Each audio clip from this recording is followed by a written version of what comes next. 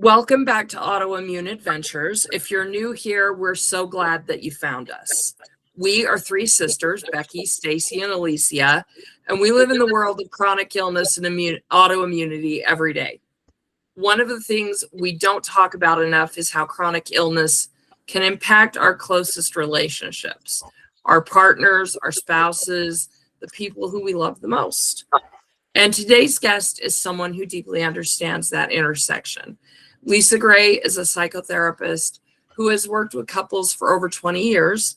And after her own diagnosis of Ehlers-Danlos syndrome, she expanded her work to focus on couples navigating chronic illness together. Lisa has also written a book to help couples not just survive these challenges, but actually thrive. Lisa, we are so excited to have you here. Welcome to Autoimmune Adventures. Thanks for having me. It's great to be here.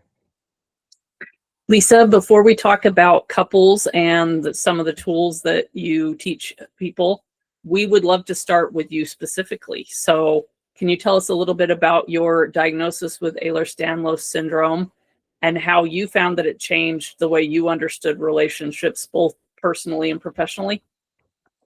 Yeah. So it was actually after I had my second child, I just felt like I couldn't recover. And so I started going to the doctor, and Ehlers-Danlos is an interesting, hypermobile Ehlers-Danlos is an interesting diagnosis because so many of the things, like so many autoimmune disorders, like could be anything, right? So I'd be like, I have this crushing fatigue. It's like, so does everyone, get more sleep. Or I'd be like, I can't control my weight. And they'd be like, stop eating M&Ms. Or I'd be like, I have joint pain. Yeah, well, you're not 20 anymore. So, and of course, the way our healthcare system works is so siloed. So there's, you're talking to all these different doctors about all these different syndromes. And so my brother passed away in 2018, and he had an aortic aneurysm, and I think he had Ehlers-Danlos as well, possibly the vascular type. So I was talking to my doctor about it, just my GP, and she said, I'll tell you what, why don't you write down every single symptom that you feel like you've ever had on one piece of paper. So I did that, and she read through it, and she was like, I'm going to send you to a rheumatologist. And so, I went to the rheumatologist. They finally diagnosed me with Ehlers-Danlos syndrome and chronic fatigue syndrome. Well, he was like, you don't really have chronic fatigue syndrome because chronic fatigue is part of Ehlers-Danlos, but I'm going to put that down as well. And so then I finally had the diagnosis. And so, like most people with autoimmune, this process took years. And so during that time, it's like this slow slide where, like, my husband and I used to hike every weekend. Well, now we can't hike. If I do the hike today that we used to do every weekend, I would throw up and have a crash for like days, So, there was like a lot of adjustments that had to be made. And one of the things that became interesting is like realizing how many things you never did negotiate with your spouse. Like, we never talked about who did what around the house. We just kind of like fell into patterns. We never talked about intimacy specifically, like it was just, we just fell into patterns. So like there was so many things that just needed to be talked about and renegotiated. And thankfully, I'm fortunate to have a partner who's very, understanding and loving and, able to make those adjustments.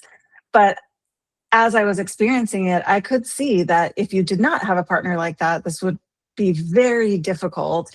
And then I started getting all these clients coming to me where there was a component of chronic illness, and just started to see the gamut of problems that, couples could have after this occurs. So, yeah. That is actually so heartbreaking because it's a very common story. And that is a very large part of why we as sisters decided to do this podcast, because there is a vast community of people living with chronic illness that do not have supportive partners. Yeah. That do not have supportive family even, that are really trying to navigate this experience of completely changing how you've had to live in your body to something very new, very different. And we hear all the time about people are just blindsided about how much it affects their relationship.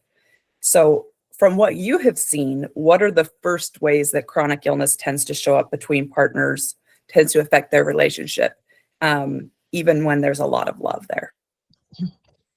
Well, I think one of the huge problem with autoimmune or connective tissue disease and all those things is that we all look fine. Like we look totally fine. You can't see joint pain. You can't see fatigue. So I think one of the first things that I notice is that the other partner, even if they're loving, they have a hard time like believing or conceptualizing even in their mind, like what their partner is going through, because they look the same as they've always looked. They look fine. And so, people don't fake being sick, they fake being well. So like a lot of us, especially in the early stages, we're like doing more than we probably should be doing because we're trying to keep up with our old selves. And so our partner sees that and thinks like, well, you can do it. So why don't you do it? And so like there's a lot of empathy building that needs to happen with the partners. It's like, I don't need to have the same experiences as someone else to have empathy, but I do have to believe them.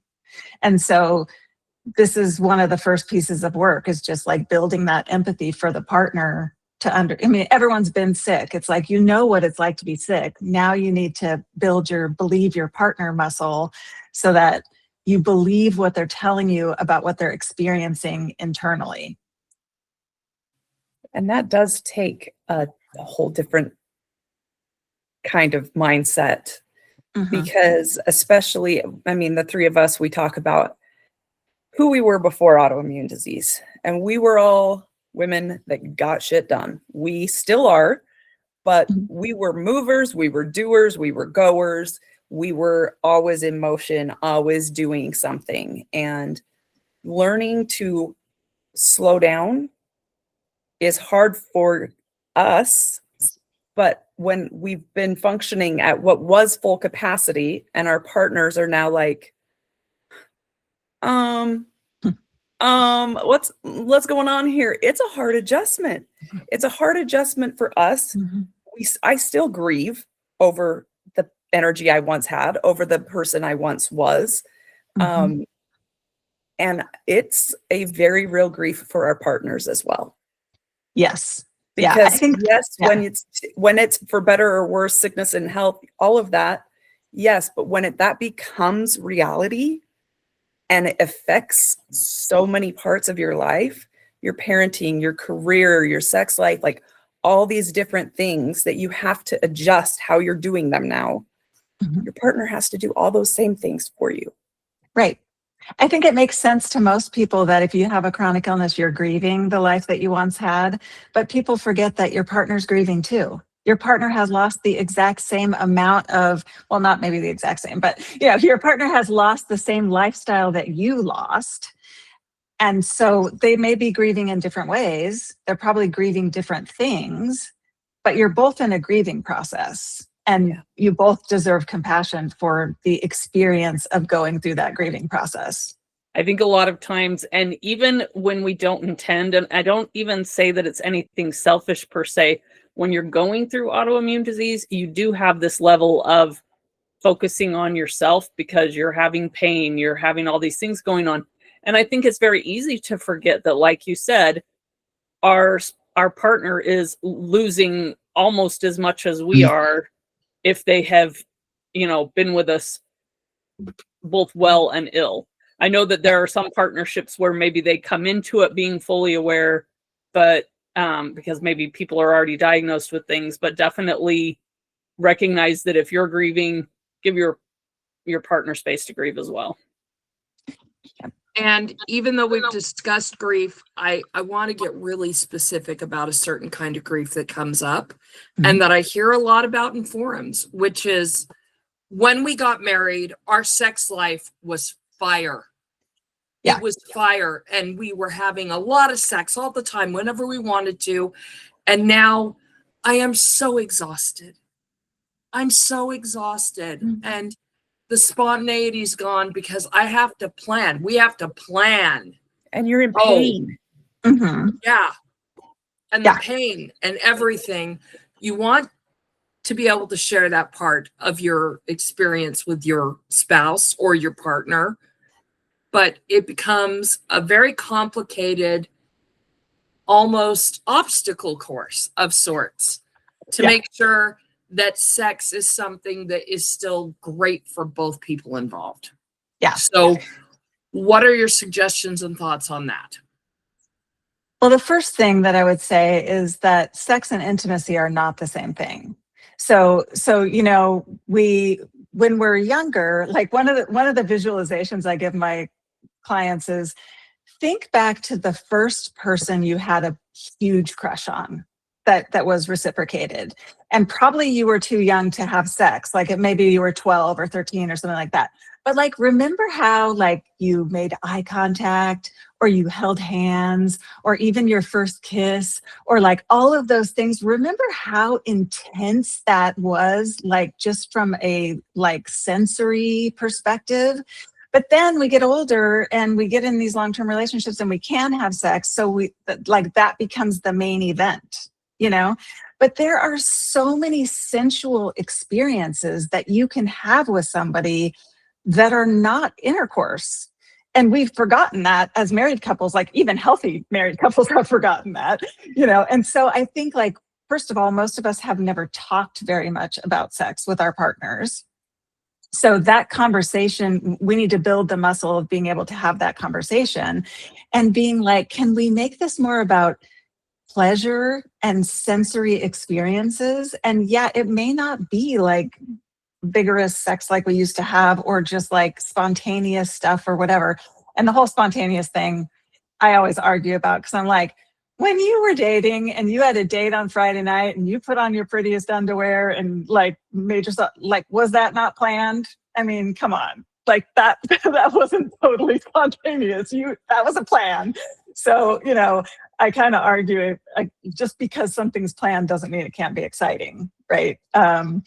So that's what I like to do. First of all, is just back it all the way up and start with like sensual touch, pleasure experiences, and start relearning each other from that perspective. And there's a lot of things that you can do if you're in pain or fatigued that are pleasurable and sensory, and your partner probably will enjoy that too. It's just that you have to talk about the expectations and all of those things. So conversation, reassessing your expectations, and like scaling it back a little bit and reorienting yourself to pleasure, for sure.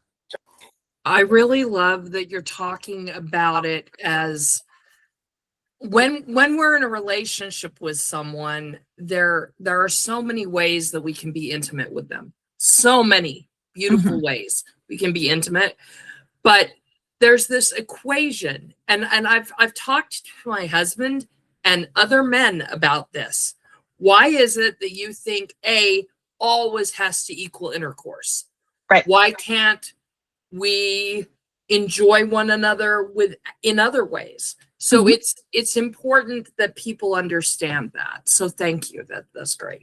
Yeah. And I was going to say, I think one of the other important ones too, like when you were saying bringing it up and having the conversation is important, because I know some couples who, like we've been saying, sex was kind of the big event and they didn't practice as much intimacy in other ways. And so then when you are not physically feeling up to having sex, then your partner doesn't feel wanted or loved. Right. And if you're not communicating it in any way, there's no way to remedy that. Right. So. Yes. Yeah. I feel like the communication part is actually that's a hard part for a lot of people. It took me a lot of years. I grew up in a conservative home, conservative religion, high demand patriarchal situations going on. And it took me a long time to get over the shame of talking about it with my own husband. Yeah. Well, and owning my sexuality as mine own, as something that is mine inherently. And I choose to share it with him. Like there's and I think my generation has it 100 times better than my mom's. They just didn't talk about stuff. They just didn't. And as it is growing up, it was taboo kind of for us to talk about it. So I think it's probably a struggle for a lot of people to talk about it. And I think as women, the way that we are taught in our society to be selfless and to always put ourselves last because we're thinking of our spouse, our children, our jobs, we're always doing for others, which is fine to a degree, but it can cripple you in the bedroom. If you don't speak up for yourself and advocate for yourself,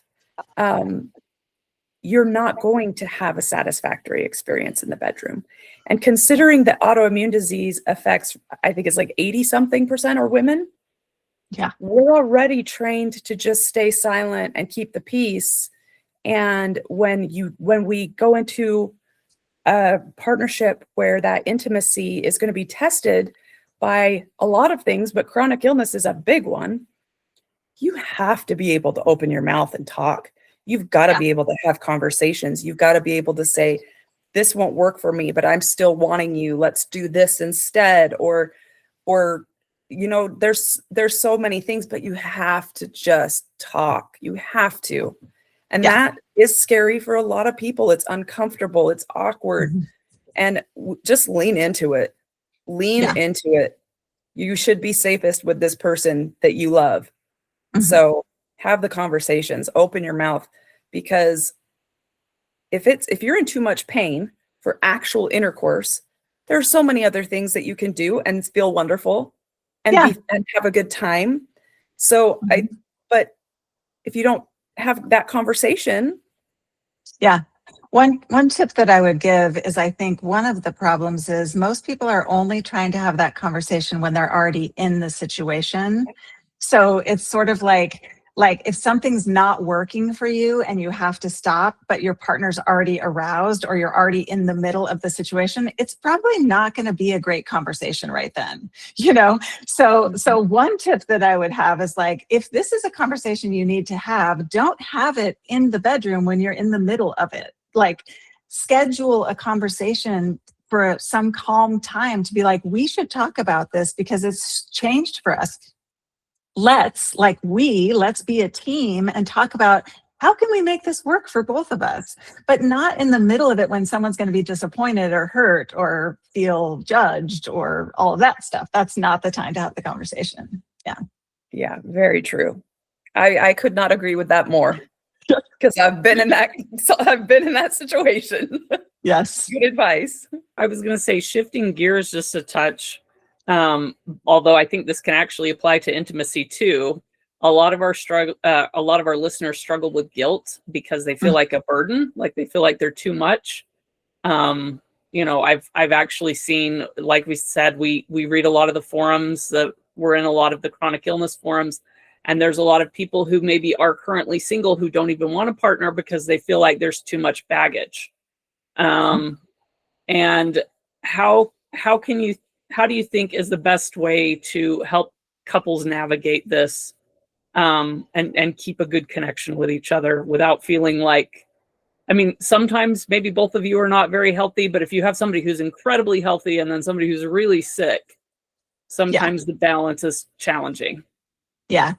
Well, first I would say there's enough guilt to go around, right? Because the person with the chronic illness is feeling guilty because they can't help out, or they can't have sex, or they can't, do all the things. The healthy person is often guilty if they are taking care of themselves. So they feel guilty if they're going to the gym, or they feel guilty. I remember at the beginning, my husband would feel so guilty if he went and did that hike with a friend, because that was our hike, or like they just feel guilty also, but just for different things. So I really like to externalize the illness. In other words, like, kind of make the illness a third person in your relationship. So it's like, this isn't my fault. It's not your fault. It's that thing's fault, right? Like this isn't something that either of you are doing intentionally to each other. It's an external third visitor into your relationship, and you can lay all the blame on that. You can even give it a hilarious name. Like, name it Frank. That's Frank's problem. I don't know, but the idea just being like, this is not because either of you are trying to not love each other or care for each other or any of those things. The blame, the guilt, all that stuff belongs squarely on the chronic illness, and that's neither of your fault. So I would start there.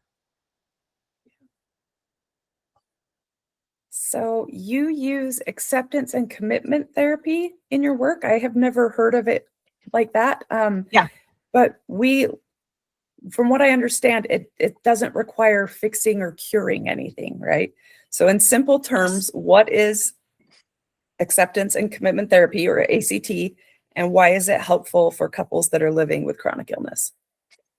Yeah, I love ACT as a theory for everything, not only chronic illness, but the idea basically is that we accept all of our feelings, all of our experiences, everything that we're going through. So, for example, if you have anxiety, you're not trying to stop having anxiety. If you have a chronic illness, you're not trying to stop having a chronic illness. You're not trying to push away your experiences and not have those experiences. We accept all of those experiences.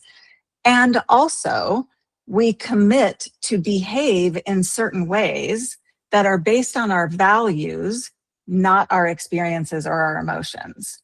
So the example I sometimes give is, the way most of us are oriented is like if we're driving and someone cuts us off, we're mad, or if they let us in, we're happy. If we get good customer service, we're happy. But if we get terrible customer service, we're mad. The idea is that we shouldn't be jerked around by what's happening to us or how other people are behaving.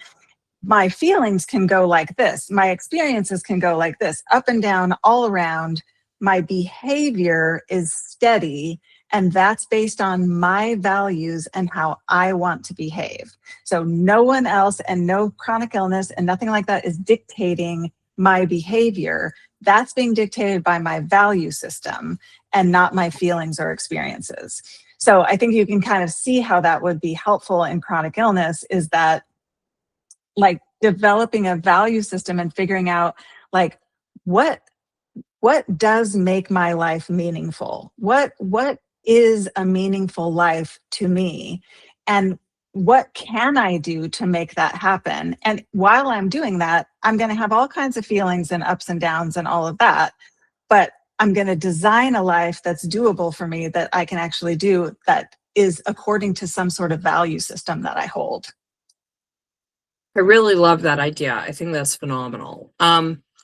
Is there maybe an example of an ACT skill that you would think would be really impactful for couples when one of them has chronic illness?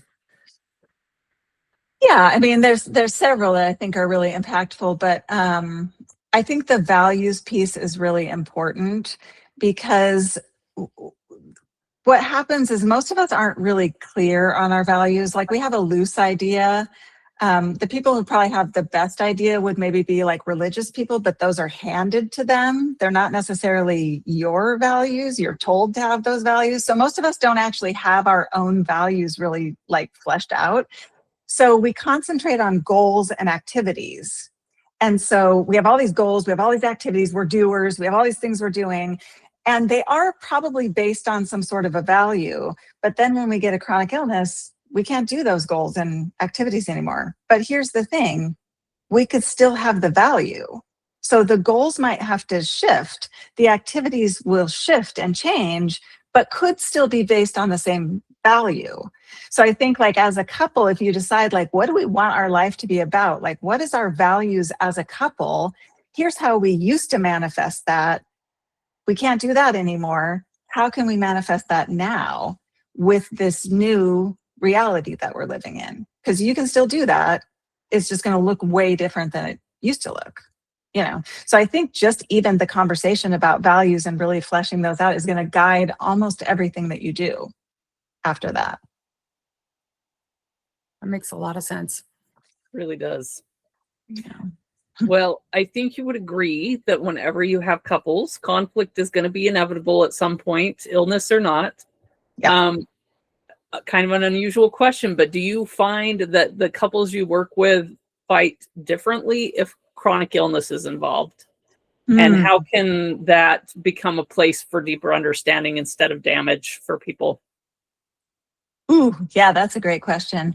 I don't know if they fight different. I think they fight more. I mean, at least initially, because there's just so many things to negotiate. I find that most people are not that great at conflict, though. Like, even before I started specializing in couples with chronic illness, like we don't get a class on it. Like, relationships are the most important thing in our lives, and nobody teaches us how to have conflict. And you can't be intimate with somebody without conflict. So my first book was actually called Healthy Conflict, Happy Couples. So that's like a more foundational piece of work. But I would say the number one issue, I already alluded to it a little bit, like if I could only give one piece of advice to couples for the rest of my life, it would be stop fighting when you're already mad. Because most of us only talk about what we're mad about when we are already activated and in the situation. You've lost control of your creative problem-solving brain at that point, and you are never going to come up with a creative solution if you're fighting when you're already mad about it. So I think that especially for people with chronic illness, first of all, that takes a lot of energy to get that activated and mad. It's like, schedule times to talk about all the things that need to be negotiated and have those conversations regularly when you're calm, when you're in your best creative problem-solving mind. You'll make a ton more progress if you do it that way. Yeah, that's solid. That's solid advice. I really love that you mentioned that, because after I was diagnosed with lupus, my husband and I set aside a day every week where we would sit down and have we listen and we don't judge meeting. Awesome. I'm going to tell you what really bugged me this week. And I just need you to hear it and accept that it might have been because I was tired. It might have been because I was activated and upset about something that had nothing to do with you. Mm-hmm. Because when we do that, we know we love each other, and we're doing this because we care about our relationship. And it's like going out in the garden and weeding. It's got to be done if we want to thrive. So we do that every week. Sometimes it is not comfortable. Sometimes it gets us upset with one another. Yeah. But because we're coming from a neutral place, and we do it right after we've eaten a good meal. So we're not hangry. And so because of that, I think we're a little bit more constructive in our discussion. And it is understood that when we are done, if we need a minute, we'll take a minute to breathe. But then we take a moment to be loving with one another. We understand that we will be either laying together and hugging each other, or there will be forehead kisses, or there will be some kind of physical love shown after this. Love so it. that we, can confirm. But it took me years to figure that out. Yeah. So it's like this is top secret, but this is part of why couples counseling works. Is not because the therapist is amazing, not because they tell you all these wonderful things. It's because you set aside an intentional hour every week when you're not mad to talk about stuff.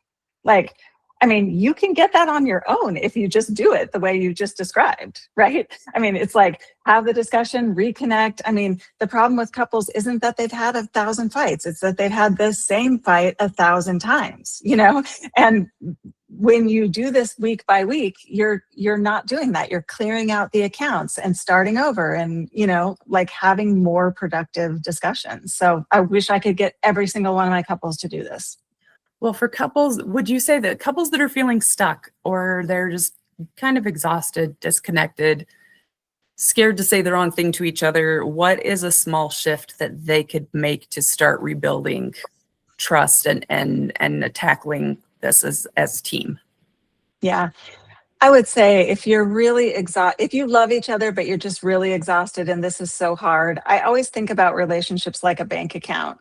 When we meet someone, there's $1 million in the account, so all the things that happen, they're just like, we're writing checks, but it doesn't really matter. And 10 years later, you got nothing and you're still writing checks, and that's no good. So I would say that if you're really exhausted, start with the positive. Figure out a way that you can have fun together. Like Stacey was saying, look into each other's eyes, lay on the bed without clothes on, not with any intention of anything else, just to connect, watch a funny show together, do something that's fun and connecting, because that's what made you start liking each other in the first place. You know, the hard stuff has to be talked about and negotiated, but you need money in the account to do that. And so you can't start with the hard stuff if there's nothing in your account. So that's what I would say. If you're really exhausted, start with pleasure, start with something connecting, start with something fun. Remember why you like each other, put some stuff in the account, then start trying to work on some of the issues that have arisen. Oh, that's good. That's really good. Yeah. Lisa, we would really love to let our audience know a little bit more about your book and where they can contact you. So tell us a little bit about your book. Yeah, so the book came out in November, Thriving in a Relationship When You Have Chronic Illness, and it basically pairs the grief stages, which of course we all know are not stages, but like the emotional experiences of grief with the ACT skills.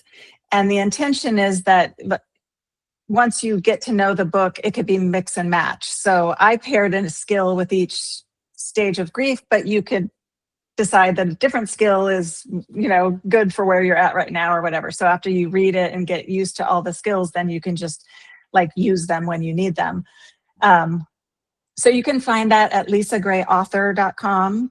And then I also have a website, lisagraymft.com, and I have a team of 6 therapists who work for me, and we all specialize in chronic illness in the state of California. And there's a website called chronicillnesstherapist.com. If you're not in California, there's a whole listing of chronic illness therapists. And then I'm on Instagram at lisagraymft. So you can, I put some tips on there and things that can be helpful. So you can find me there as well. Fantastic. Thank you. We just love giving our audience a chance to connect further when they really, you know, appreciate a guest. So thank you so much. Yeah, thank you. I am sure that we could pick your brain about a million things. We'll probably have you come back at some point if you wouldn't mind, because we feel like you are a wealth of information, and especially discussing a subject that affects every one of us living with chronic illness and the people that we love most.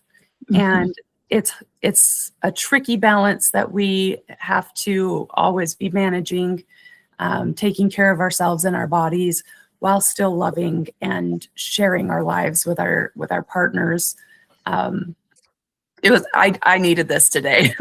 I needed this specific conversation today. Oh, great. Because awesome.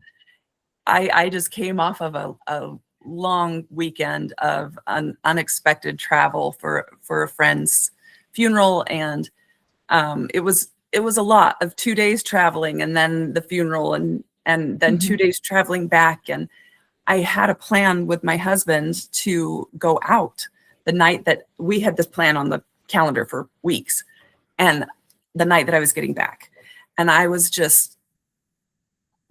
empty. My tank was empty, you know, and I'm pulling into town and I'm texting. I'm so excited to get home. I can't wait. He gave me an out because he loves me, and we didn't end up going out to do anything, but he was really disappointed. He was really, really disappointed. And I felt like a big old jerk because I wasn't very sympathetic. I mean, it's hard to find like the balance of where am I being selfish and where am I advocating for my health? Because I was exhausted. Could I have ponied up and gone and done an outing? Absolutely, I could have. It would have just taken from my stores for the next day or two. You know what I'm saying? And if there's anybody I want to give that energy to, it is my spouse. But he will never ask it of me. So that is the predicament I found myself in this week, where I was saying, okay, how do I know if I'm actually being selfish here or if I'm really just advocating for myself? Oof, that's a tough one. How I know we need to wrap up here in a minute, but that was something that was weighing on me because I really didn't feel like I was being selfish, but I think he felt that I was. Yeah.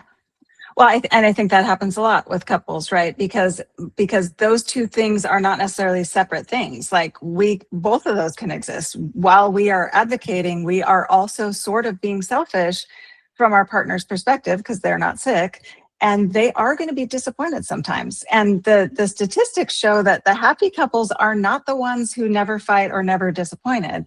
The happy couples are the ones that know how to repair. So it's not, your partner is going to be disappointed and feel like you're selfish sometimes. That's just like, we're people. You're never going to get this 100% right. The trick is how to repair that and come back together as a team afterwards and reorient yourselves. But if you're a person with chronic illness, don't think you're going to find some magical pathway where your partner's never disappointed. That does not exist. Yeah. Very solid advice.